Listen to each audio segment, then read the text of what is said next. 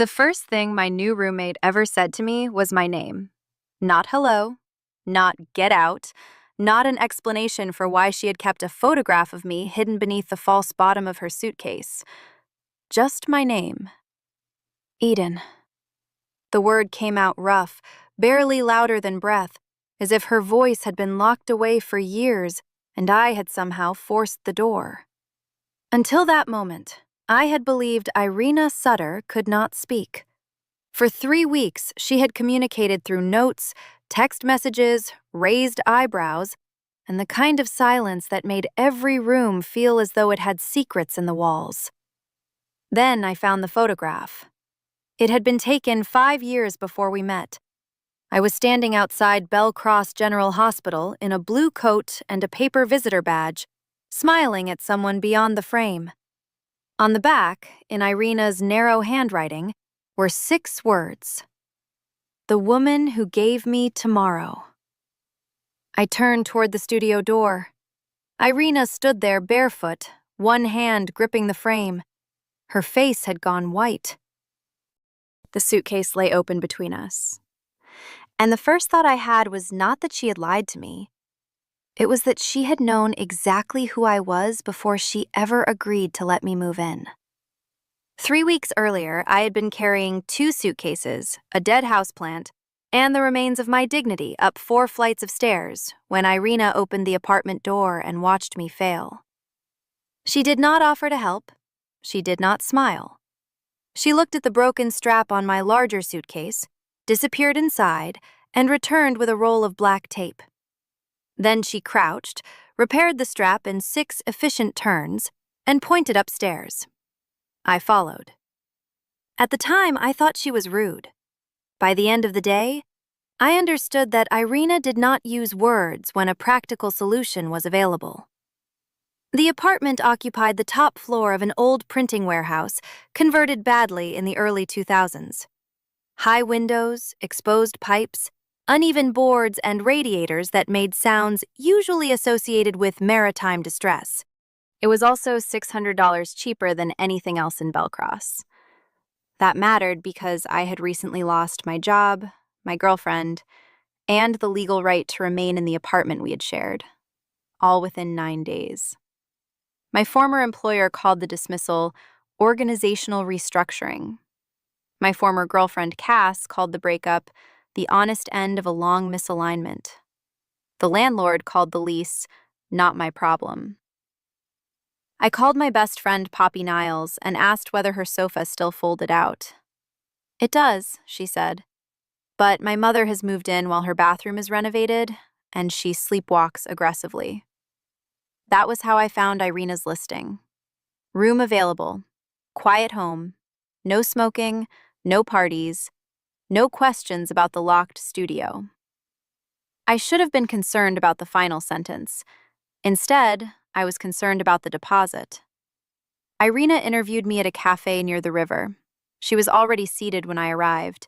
Dark hair tucked behind one ear, black coat, long fingers around a cup of tea she never drank.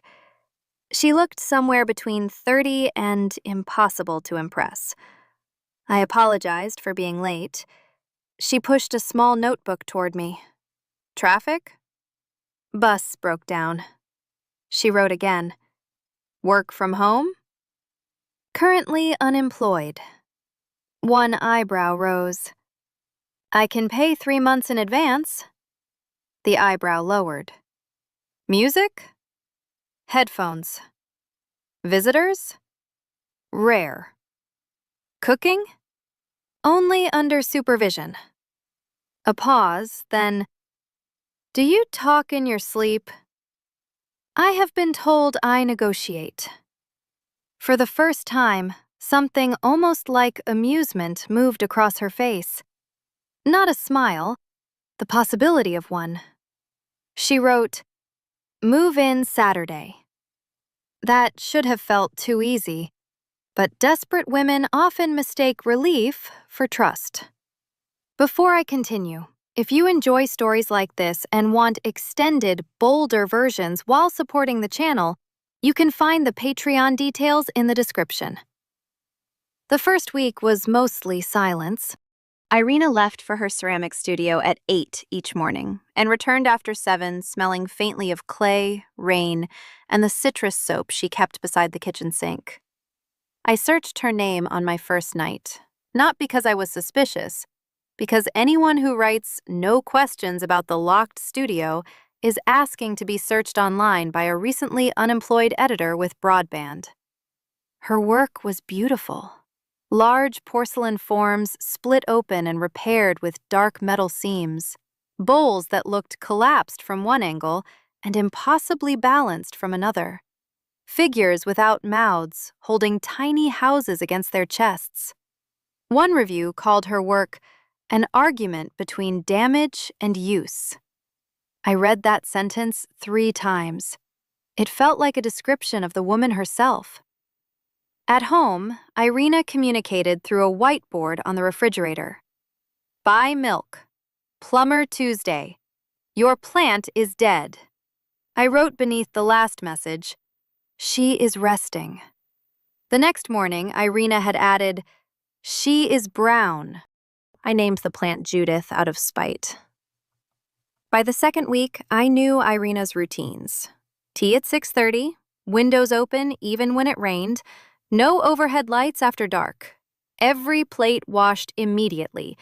Clean laundry ignored for days. Old detective films with subtitles. Her hand touching the pale scar at the base of her throat whenever someone knocked unexpectedly. That scar explained the silence, I assumed. I never asked. The listing had been clear. No questions about the locked studio. I extended the rule to the rest of her. That was my first mistake. My second was noticing how beautiful she became when she forgot to guard her face. It happened rarely. Once when she saw a child on the street wearing bright red rain boots. Once when Judith produced a single green leaf after Ireina secretly changed her soil. Once when I burned garlic bread and opened every window while apologizing to the smoke detector. Ireina leaned against the counter, shoulders shaking. No sound came out, but she was laughing. I stared. She caught me. Her expression closed immediately. That night, she left a fresh loaf outside my bedroom door. No note, no explanation. Just bread. I began to understand that Ireina did not withhold kindness. She hid it inside useful objects. A repaired suitcase strap, a replaced light bulb, tea beside my laptop after 6 hours of job applications, an umbrella folded into my bag before rain. I tried to return the gestures.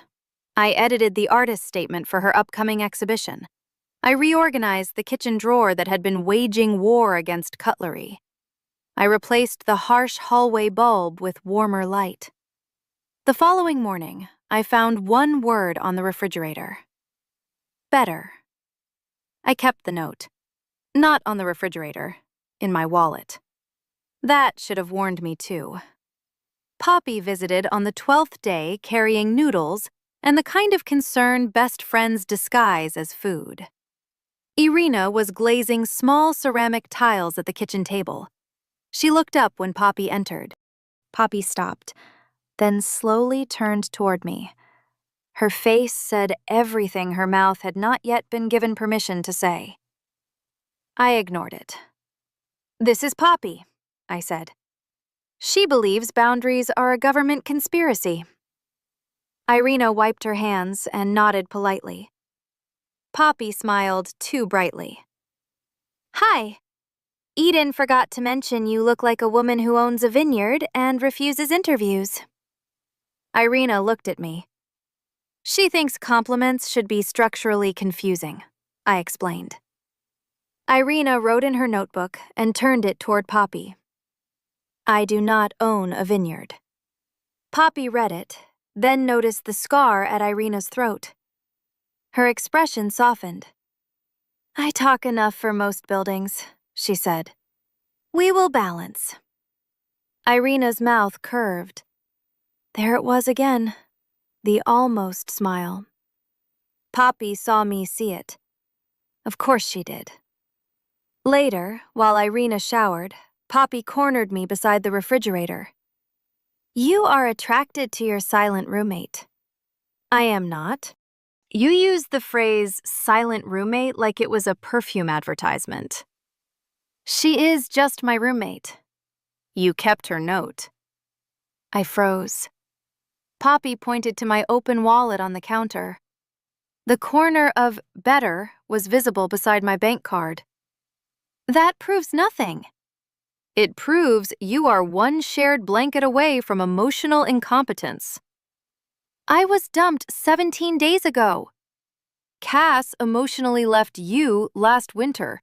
She only updated the paperwork recently. That is unkind. It is accurate. The bathroom door opened. We separated like teenagers caught near a liquor cabinet. Ireina entered in loose black trousers and a gray sweater. Her damp hair curled at the ends. She looked from Poppy to me, then at the space between us. Poppy smiled. We were discussing taxes. Ireina wrote, Both of you look guilty. Poppy pointed at me. She is. I am naturally radiant. Ireina looked at me for 1 second too long. Something warm moved under my skin. I blamed the radiator. That night, after Poppy left, I found Ireina on the fire escape. The city below us was wet and gold.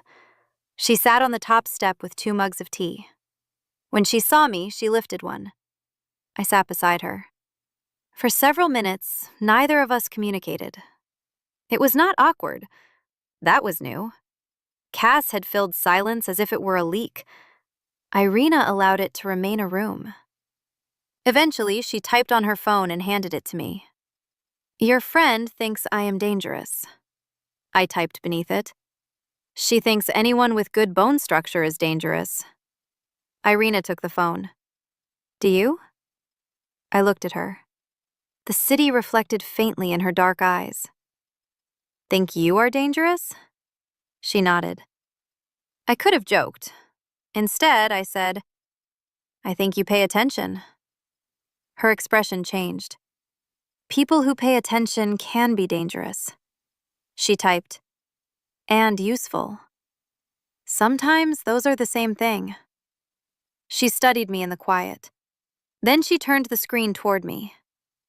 You are not afraid of me. It was not a question.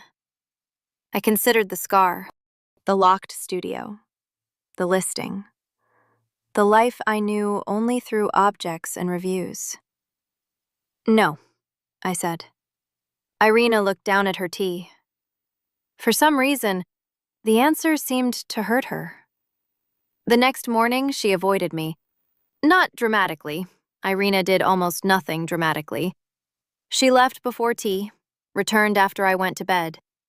The whiteboard remained empty. By the 3rd day, I was irritated enough to become honest. I waited in the kitchen until she came home. She stopped inside the door when she saw me. You are angry. Ireina removed her coat. I know because you are hanging it carefully. She looked at the hook, then at me. You asked whether I was afraid of you and disappeared when I said no. Her face tightened. She reached for her notebook. I placed my hand over it, not forcefully, just enough to stop the movement. Her eyes dropped to my fingers. The contact registered between us. Immediate. I removed my hand. Sorry. Ireina opened the notebook anyway. Some questions have dangerous answers. I read the sentence. Then stop asking them unless you want to be known. The moment the words left me, I understood their cruelty. Ireina did too. Her hand went to the scar at her throat. I did not mean... She walked past me. The locked studio door closed. A key turned. For 2 hours, I sat in the kitchen replaying the sentence. Then I wrote a note. I am sorry. You do not owe me your history. I was angry because I missed you, which is not an excuse and is also embarrassing. I slid it beneath the door. Nothing happened. At midnight, I went to bed. The next morning, a small ceramic cup sat outside my room, white porcelain, a dark metal seam repaired one side. Inside was my note, folded into a square. Beneath it, Ireina had written, I missed you too. I read it 4 times, then a 5th. This was becoming a problem. The exhibition preparations took over the apartment during the 3rd week. Crates arrived, foam sheets covered the living room floor. Ireina's assistant, Linnea Moss, came twice to label pieces and speak on the phone loudly enough to compensate for Ireina's silence. Linnea was blonde, efficient, and clearly in love with scheduling. She was not in love with Ireina. I checked. Not intentionally. It came up because Poppy asked from the kitchen while Linnea stood 6 feet away. Are you two together? Linnea blinked. I nearly dropped a tile. Ireina stared at Poppy. Poppy continued eating an apple. What? Communication is healthy. Linnea laughed. No, Ireina would rather date a kiln. Ireina signed something sharp with both hands. Linnea signed back, fast, fluent. I watched. I knew Ireina used sign language. I had seen her video call someone twice. But watching her speak with her hands was different. The silence vanished. Her whole body became language. Her eyebrows lifted. Her mouth changed. Her fingers cut, softened, circled. Humor, annoyance, precision, all of it moved through her without the bottleneck of a damaged voice. I realized I had known only the smallest version of her. Poppy noticed my face. Naturally. What did she say? I asked. Linnea smiled.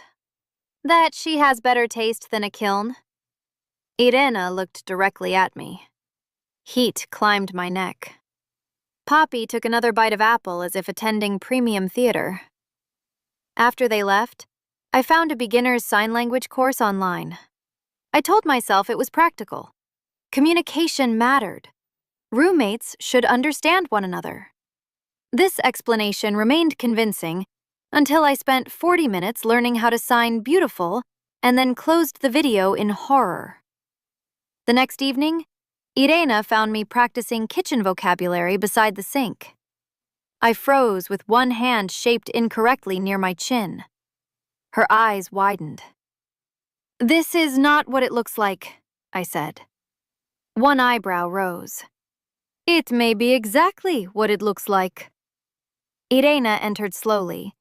She corrected the position of my fingers, then demonstrated coffee. I repeated it. Wrong.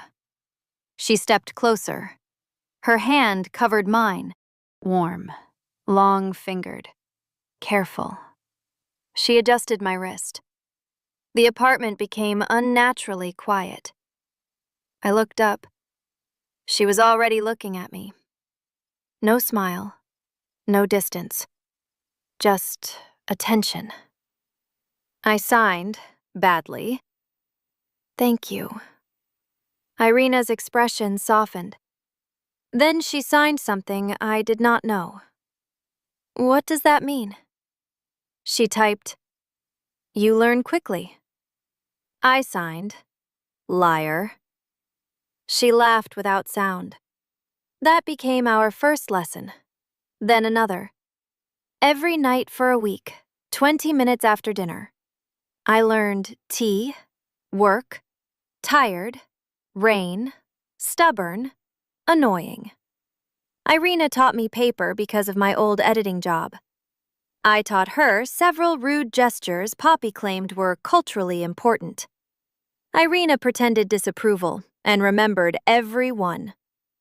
The lessons changed the apartment. Silence stopped being absence. It became texture. A glance across the kitchen. 2 fingers moving beside a mug. A question asked with shoulders. A joke hidden in the angle of a hand. Ireina spoke more than anyone I knew once I learned how to see it. And I wanted to see all of it. That frightened me. Not because of Cass. The breakup had left bruises, not longing. Because Ireina still kept entire rooms locked. One literal, several others not. And every time I moved closer, I could feel her deciding how much of herself I was safe enough to receive. The photograph entered my life on a Thursday. Ireina had left early for the gallery. At noon, Linnea called. A courier needed one of Ireina's presentation portfolios before 3. Ireina was not answering. Linnea told me the portfolio was in the locked studio. No. She will kill both of us if the work arrives uninsured. The studio is locked. There is a spare key taped beneath the bottom drawer of the hall cabinet. I looked toward the end of the hall. No questions about the locked studio. I cannot go in there. You can either violate one boundary or explain a 40,000-pound uninsured sculpture to Ireina. That sounds manipulative. It is logistics. I found the key. I told myself I would enter, take the black portfolio, and leave without looking at anything else. This was almost true. The studio smelled of clay dust, metal, and the citrus soap I associated with Ireina's hands. Morning light fell across porcelain pieces on crowded tables. Along the far wall stood a series of figures I had never seen online. Women holding photographs against their bodies. Each image had been glazed into the porcelain where a heart might have been. Hospital corridors, waiting rooms, hands resting on white sheets. At the center stood one figure without a photograph. Its chest was open, empty. The black portfolio sat beside a large suitcase on the floor. I took it. Then the suitcase tipped. The latch had not been closed. Clothes spilled across the boards. I crouched to gather them. Sweaters, sketchbooks, a wooden box, letters tied with black thread. I did not open them. I was putting everything back when the suitcase lining shifted. Not ordinary lining. A fitted panel, a false bottom. I should have stopped. Instead, I lifted it. The photograph lay beneath. Only one, an image of me outside Belcross General Hospital, 5 years earlier. I recognized the blue coat, the paper visitor badge, the terrible haircut I gave myself after my father died. I remembered the day, or part of it. I had gone to the hospital for a final appointment after donating bone marrow through an anonymous registry. The recipient had been a 27-year-old woman with acute leukemia. I knew almost nothing else. The registry allowed contact requests after 2 years if both parties agreed. A letter arrived. I never opened it. Cass and I were moving. My father had just died. The donation was something private and impossible to explain without people calling me brave when I had mostly been terrified. I placed the letter in a drawer. Months later, it disappeared during the move. I had not thought about it in years, until I turned the photograph over. The woman who gave me tomorrow. Ireina's handwriting. My skin went cold. A hospital identity bracelet lay beneath it. Sutter, Ireina. The date was 5 years earlier. My breath stopped. The apartment door opened. Footsteps, fast. The studio door stood open behind me. I rose with the photograph in one hand and the bracelet in the other.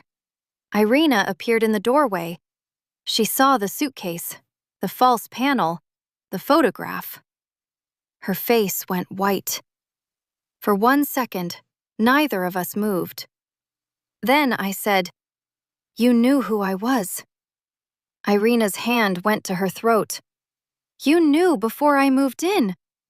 She reached for her phone. No. The word came from me sharper than intended. No notes, no typed explanation. Look at me. She did. Her eyes were full of something I could not separate into fear, shame, and grief quickly enough. Did you choose me because of this? Irena's mouth opened. Nothing came. I held up the photograph. How did you get this? She took one step toward me. I stepped back. Pain crossed her face. Good, some injured part of me thought. Then hated itself. You interviewed me, I said. You let me live here. You watched me tell you things. You let me believe we were strangers. Ireina shook her head. I signed without thinking. Truth. Her hands remained at her sides. Tell me the truth. She touched the scar at her throat. Her breathing changed. Then, for the first time since I met her, Ireina forced sound through the damage. Eden. My name emerged rough and broken. It stopped me completely. Ireina swallowed against pain. Her eyes stayed on mine. Then she spoke 4 more words. Because you saved my life. Because you saved my life. The words remained between us after Irena's damaged voice failed. She pressed 2 fingers to the scar at her throat and closed her eyes. Pain moved across her face. Not dramatic. Practiced. That frightened me more. I lowered the photograph. You were the recipient. Ireina nodded. The bone marrow. Another nod. 5 years earlier, I had spent 4 days injecting medication into my own stomach. One morning connected to a machine that separated stem cells from my blood. And several months refusing to discuss any of it, as if silence could prevent the experience from becoming a performance.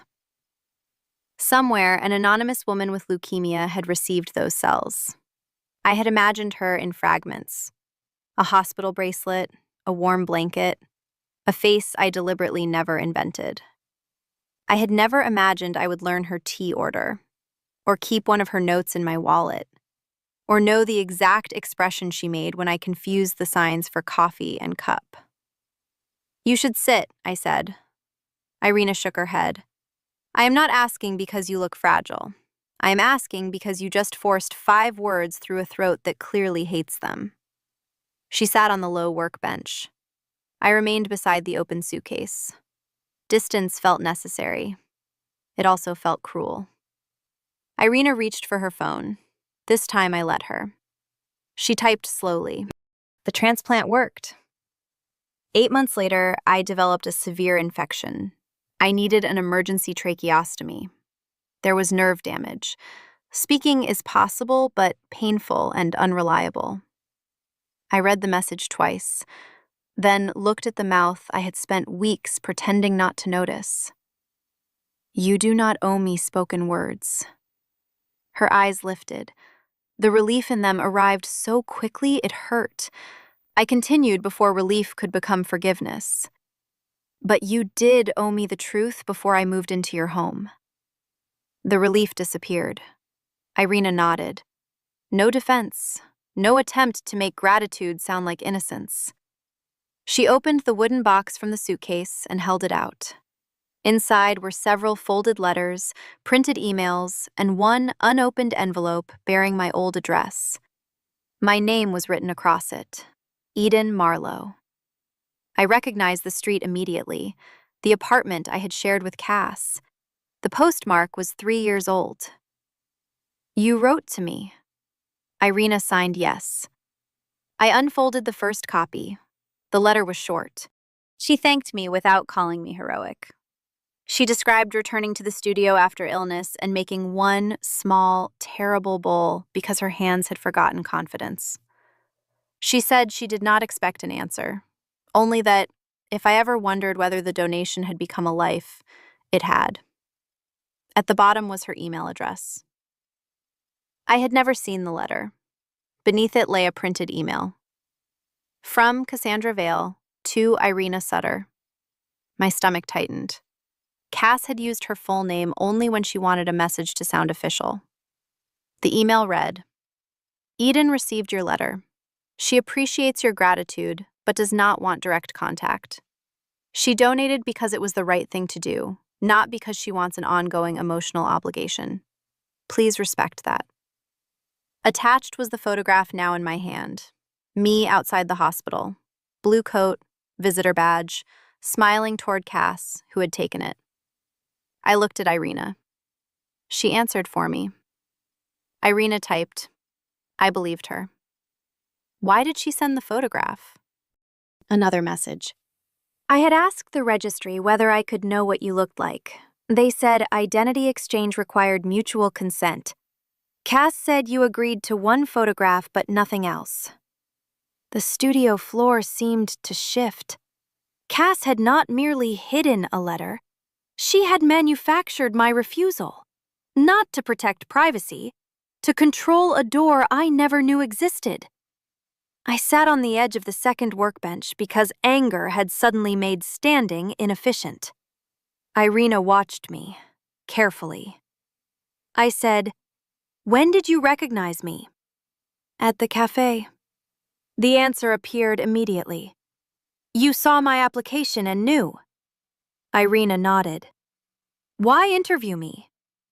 Her fingers moved before she reached for the phone. I understood only part of the signing. Chance, afraid, wanted. Then she stopped, frustrated by the limits of my vocabulary, and typed. I thought it might be the only chance I would ever have to know you as a person. I told myself I would offer the room and tell you before you accepted. Then you talked about negotiating in your sleep. You looked exhausted. I wanted one ordinary hour with you before I became the sick woman you had saved. My throat tightened. That explanation was intimate. It was also not enough. And after the hour? Ireina looked down. I kept delaying. Every day made the truth worse. Every day I wanted one more day before you looked at me differently. You chose what I was allowed to know because you were afraid of losing something you had not asked permission to have. She flinched. Good. The same injured part of me thought again. Again, I hated it. I signed the words she had taught me 2 nights earlier. Wrong. Ireina signed back. Yes. No argument. That should have made anger easier. It did not. Did you rent the room because you needed a roommate? She hesitated, then signed yes. I waited. Her hands moved again. And because it was you. There it was. The answer stripped of excuses. I put the hospital bracelet back into the suitcase. Did you photograph me after I moved in? Ireina shook her head so fast the question seemed to injure her. Did you enter my room? No. Read my messages? No. Tell Linnea who I was? A pause. Then, no. I believed her. That did not repair the central fact. She had known me before I knew her. Every cup of tea, every note, every quiet look now had a second history attached to it. I could no longer tell where kindness ended and gratitude began. I need to leave. Ireina stood. I lifted one hand. Do not stop me. She froze. I went to my room and packed badly. 2 sweaters fell from the case 3 times because my hands would not cooperate. Ireina remained in the hall, not entering, not helping, respecting the boundary only after I had finally spoken it aloud. That felt unfair. It also felt necessary. When I carried the suitcase toward the door, she held out the repaired strap. The black tape from my first day had begun to peel. She had replaced it with a proper leather brace. I stared at it. Do you see why this is difficult? Her face crumpled by a fraction. She placed the suitcase down and stepped away. I left without taking the ceramic cup. I regretted that before reaching the street. Poppy opened her apartment door wearing one sock and holding a wooden spoon. Behind her, her mother slept on the fold-out sofa with a travel pillow over her face. You look like someone weaponized a quiet woman, Poppy whispered. I began crying. Not elegantly, not in a controlled stream appropriate for close-up photography. My whole face folded, my shoulders shook, and one of the suitcase wheels became trapped in the door track while Poppy tried to pull me inside without waking her mother. We failed. Her mother sat up, removed the travel pillow, looked at me once, and said, "There is soup." Then she went to the kitchen. That was how I spent the night between Poppy's laundry rack and an aggressively sleeping woman named Francine, while explaining that my silent roommate was the anonymous marrow recipient whose life I had saved, and that my former girlfriend had intercepted the letter connecting us. Poppy listened without interruption for almost 7 minutes, a personal record.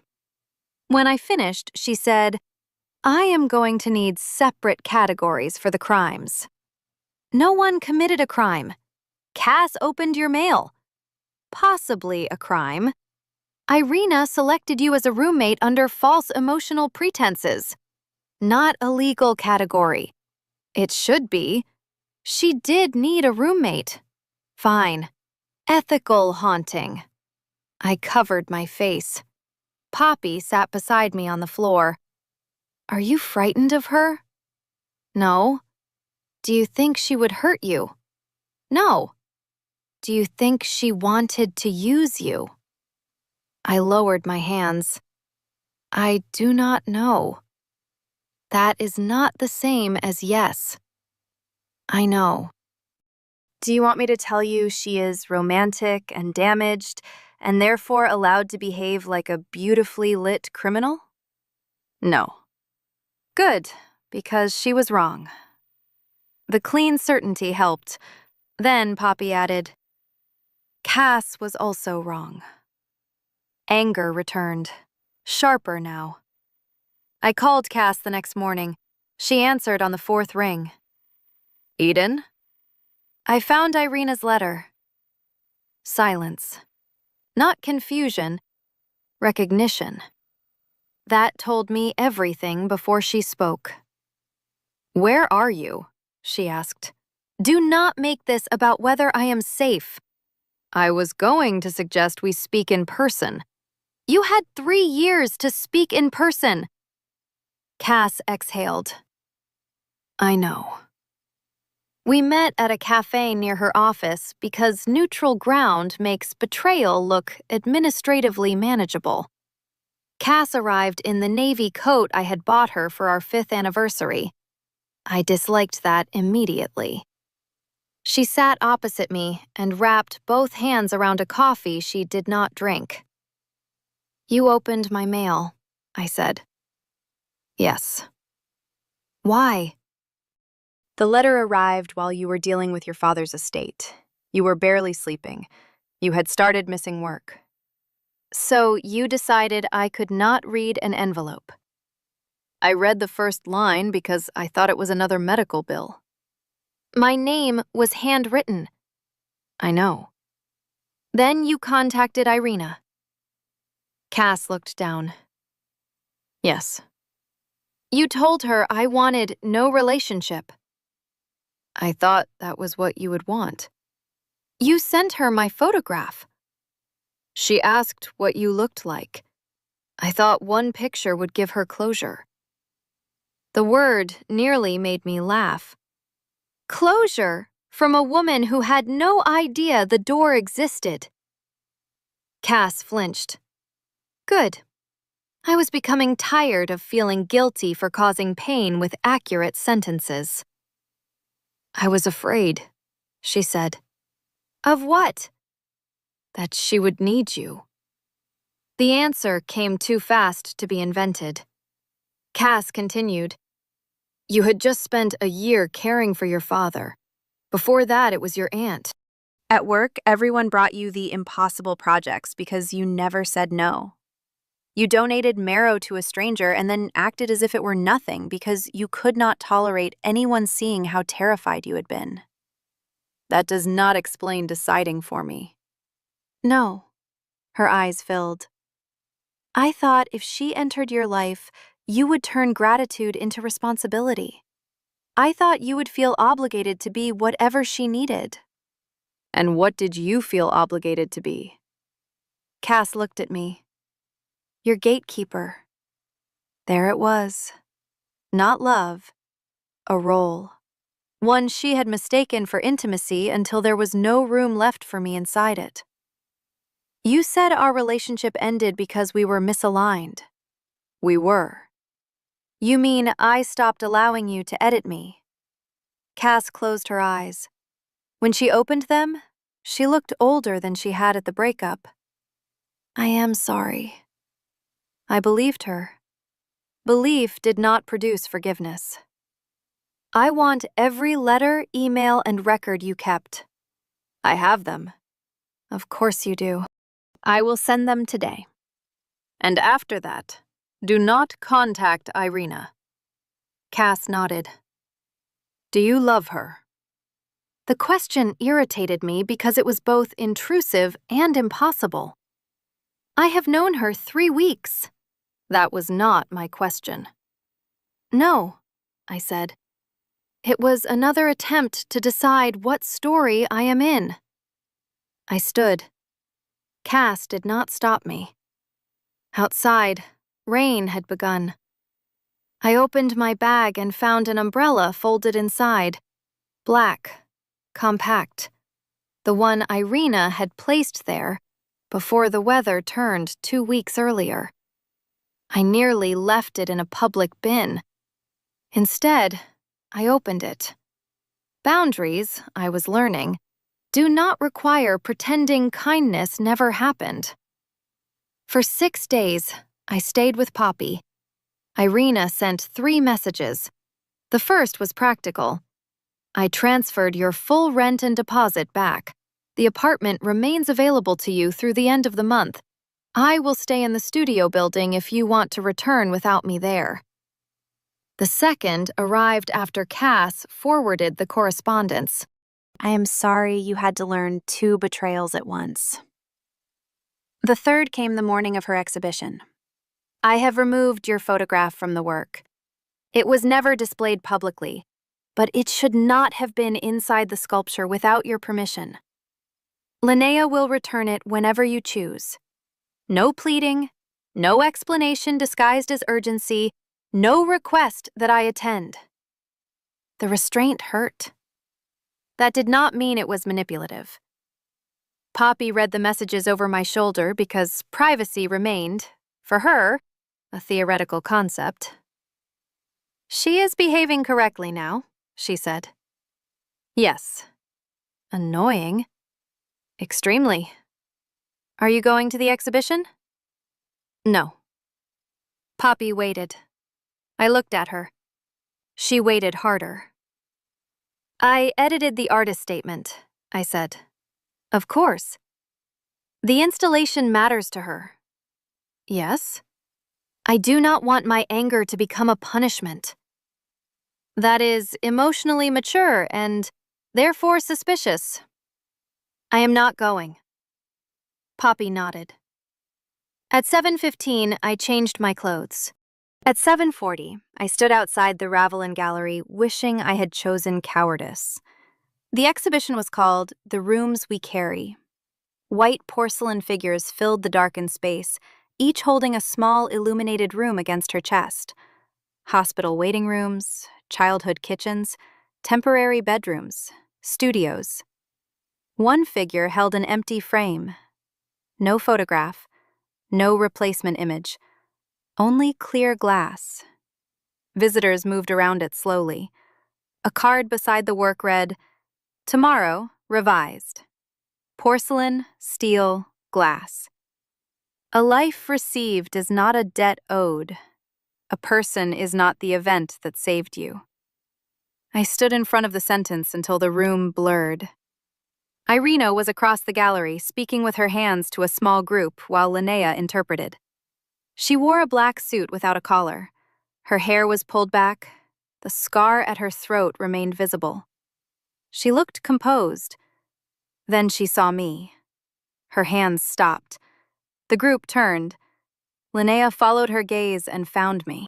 She dismissed the others with professional efficiency before crossing the room. "You came," she said. "I remain capable of entering buildings." "Good. We were worried the marrow donation had used up your lifetime supply of heroism." "I dislike all of you." "That is healthier than worship." Linnea's expression softened. "She changed the central piece at 4 this morning." "I did not ask her to." "No, you left." People occasionally learn from consequences without being handed a worksheet. Before I could answer, a woman with silver glasses approached Ireina. Miriam Crest, the gallery director.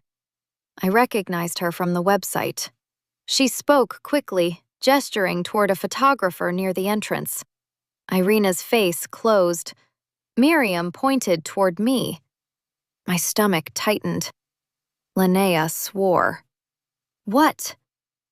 "The gallery found out who you are." "How?" "Cass's email was in the insurance documentation for the original photograph. Miriam saw the name exchange." Across the room, Ireina signed sharply. Miriam answered aloud. "You cannot seriously expect us to ignore this. The donor moves in with the recipient without knowing? It is extraordinary. The press will double." I heard every word. So did several guests. Ireina signed again. Linnea translated under her breath. "She says no." Miriam lowered her voice, but anger carried. "You built the entire exhibition around survival." Ireina signed. "Not around ownership," Linnea translated. Miriam looked toward me. "This could establish your career internationally." Ireina did not look at the photographer. She looked at me. Then she removed the small wireless microphone clipped to her jacket and placed it on a plinth. Her hands moved. Linnea raised her voice so the room could hear. "The exhibition continues without Eden's name, image, medical history, or relationship to me. If the gallery cannot guarantee that, every work leaves tonight." Silence spread outward. Miriam stared. "You would withdraw a sold-out exhibition?" Ireina signed one word. "Yes." No hesitation. No grateful recipient protecting her savior. No indebted woman performing loyalty. Just Ireina. Choosing correctly after choosing badly. Miriam looked around at the collectors, critics, and staff now watching her. Then she nodded once. "The photographer leaves." He did. The room slowly resumed breathing. Ireina remained where she was. She did not approach me. That mattered. I crossed the gallery myself. Up close, exhaustion showed beneath her eyes. I signed, "Thank you." She answered, "It should not require thanks." I understood every sign. Another small ache. I pointed toward the empty frame. "Why glass?" Ireina signed slowly so I could follow. "Because empty is not erased. It is waiting for consent." I looked at the clear square inside the porcelain figure. "You made me into a symbol." Her face tightened. She signed, "Yes." "I do not want to be the woman who gave you tomorrow." Ireina's hands stopped. Then she signed, "Who do you want to be?" The question was so simple I almost resented it. "Eden." She waited. "Unemployed editor, bad cook, plant owner under investigation, woman who is still angry with you. Something moved at the corner of her mouth. I continued. And maybe, eventually, someone you know without needing to be grateful first. Irena's eyes shone. She signed, I did not fall for gratitude. My pulse stumbled. You cannot say things like that in a gallery. A near smile appeared. Why? Because people are holding wine and pretending not to listen. Several guests looked away.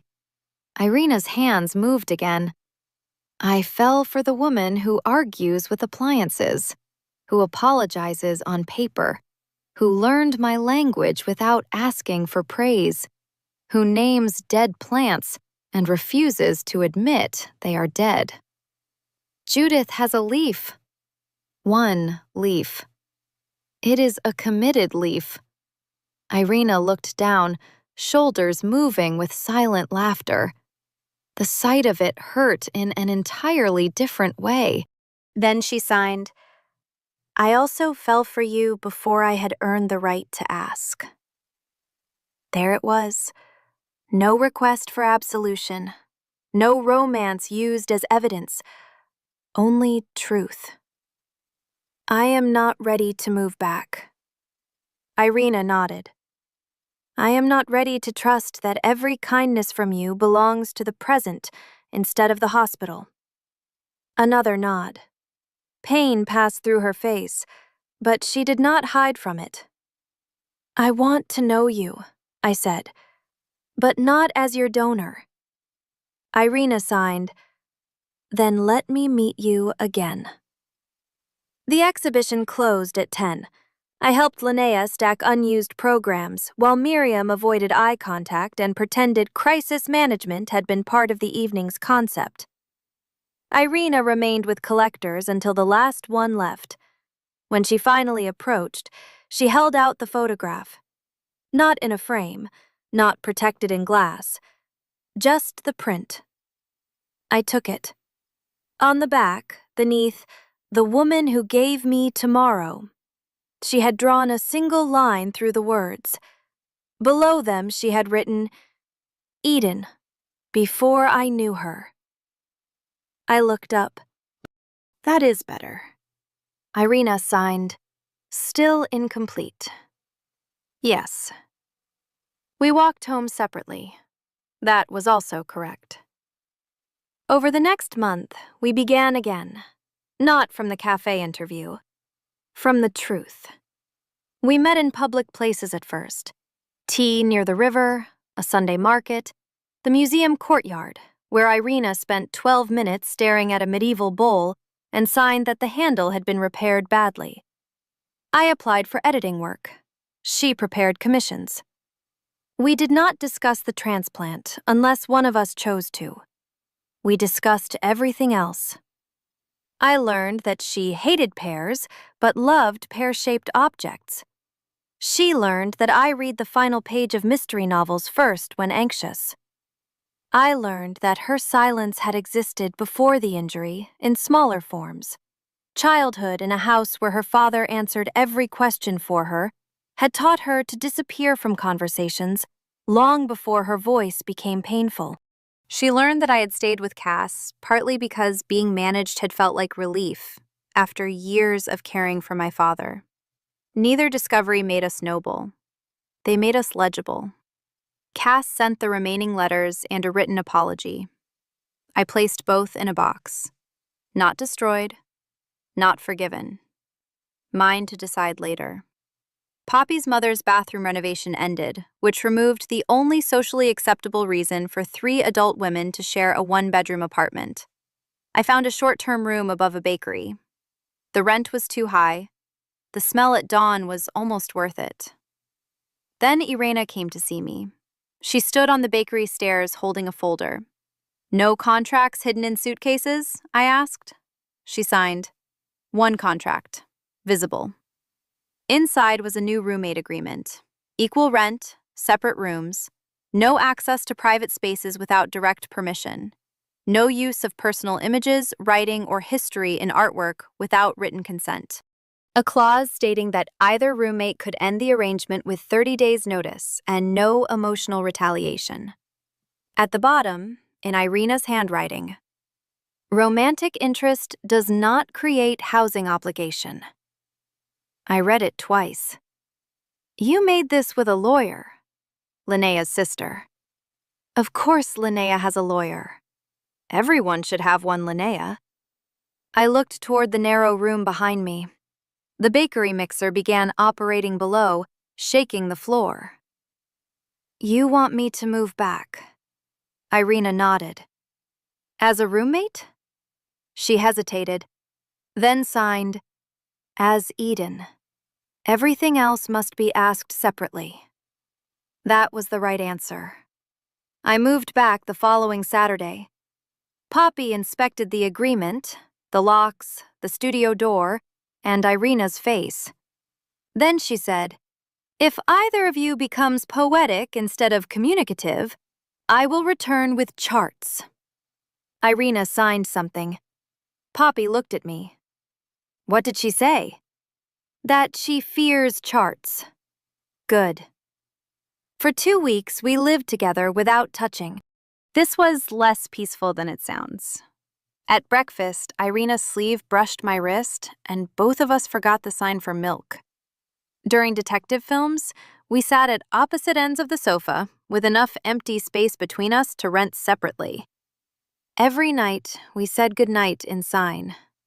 Every night, the word felt less innocent. Then, I received a job offer from a small arts publisher. Senior editor. Less salary than my previous role. More authority.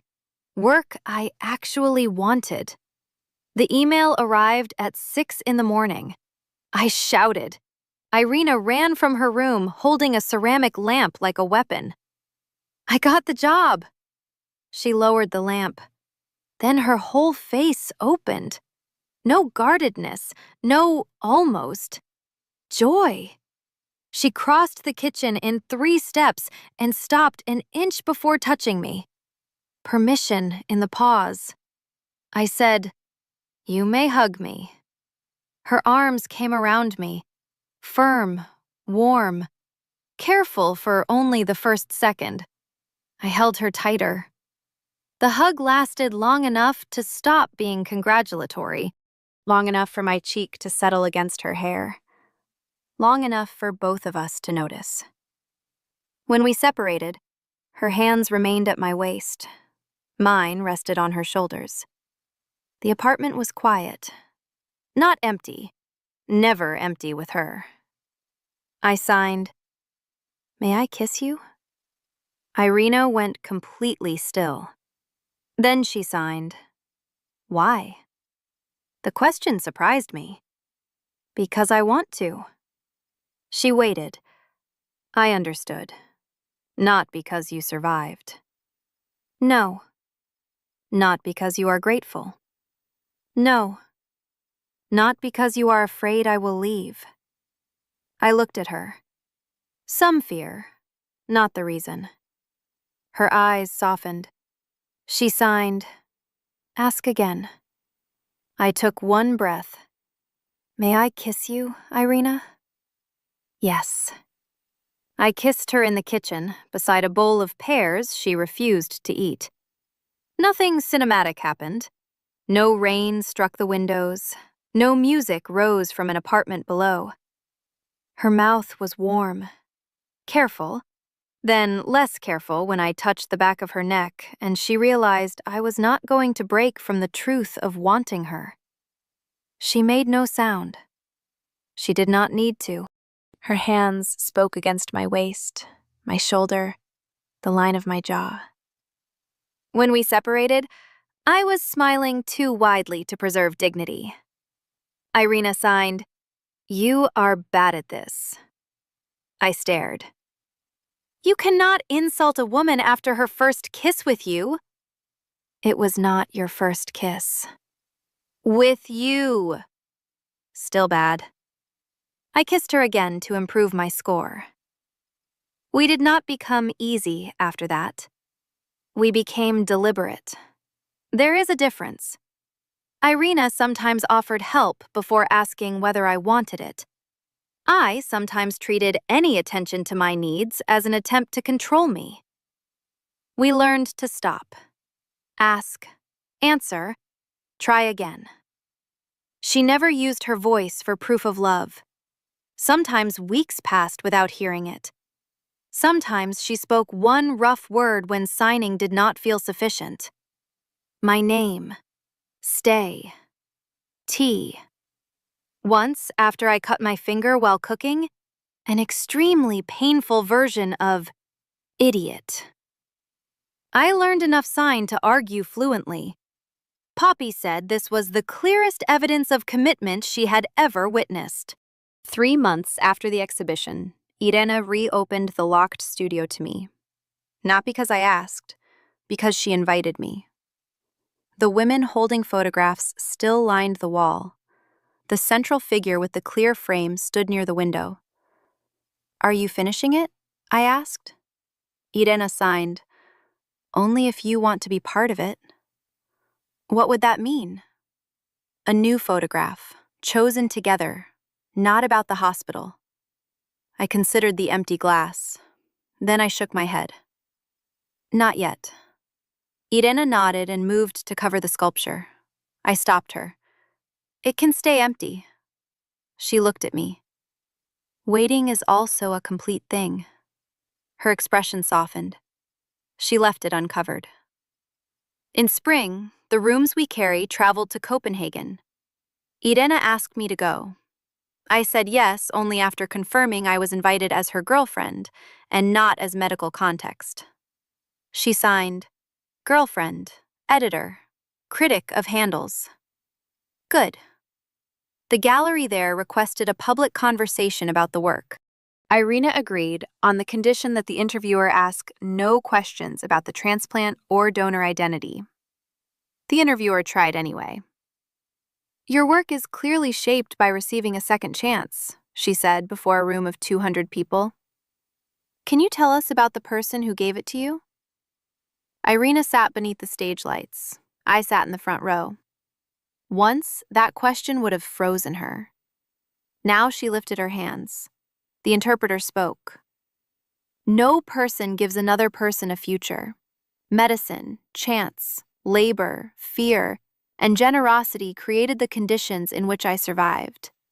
The donor is a person, not an origin story. My responsibility is not to turn her into a monument." Her eyes found mine. The interpreter continued. "The woman I love is not valuable because part of her body once saved mine. She is valuable because she is herself." The room became very still. I looked down because crying publicly remains one of my least sophisticated skills. Later, outside the gallery, Ireina handed me a tissue. I signed, "You made me cry in Denmark." She replied, "International career." I laughed hard enough to forgive the tissue. A year after I first moved into the apartment, the false bottom was removed from the suitcase. Ireina asked a carpenter to do it properly. No hidden compartment, no photograph beneath the lining. The old hospital picture lived in a plain archival envelope inside my desk, because it belonged to my history too. Beside it was a newer photograph. Poppy had taken it on the fire escape. Ireina and I sat shoulder to shoulder beneath an umbrella too small for both of us. Judith rested between us in a new ceramic pot, displaying 6 leaves and the smug resilience of a plant that had survived being declared dead by an artist. On the back, Ireina had written, "Eden," after she knew me. I crossed out the sentence.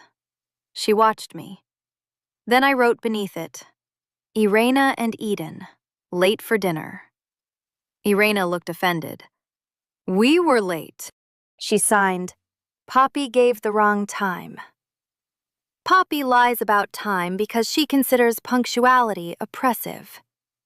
Ireina took the pen and added, "Judith was ready." We placed the photograph on the refrigerator. Visible. Ordinary. Ours. That night, I found the first ceramic cup outside my bedroom door. The white one, repaired with the dark seam. I carried it into the kitchen. Ireina was making tea. "You kept this." She signed. "You left it." I was angry. I know. I wanted to take it. I know. How? You looked back at it twice. Of course she had noticed. I set the cup beside the kettle. "What does the repair mean?" Ireina considered the question, then signed, "Nothing by itself. A repaired object is not automatically more beautiful. It is only usable again if the repair is honest." I looked at the dark seam, then at her. "Are we repaired?" She shook her head. The answer surprised me. She signed, "We are not the thing that broke." The sentence entered quietly, stayed. She was right. Cass's control had broken one version of my past. Ireina's secrecy had broken the beginning we might have had. But what existed between us now had not been repaired from those pieces. We had built it afterward. Different materials, visible seams, permission where secrecy had been, choice where gratitude might have become debt. I lifted the cup. "Tea?" Ireina nodded, then signed, "Bedroom after?" I nearly dropped it.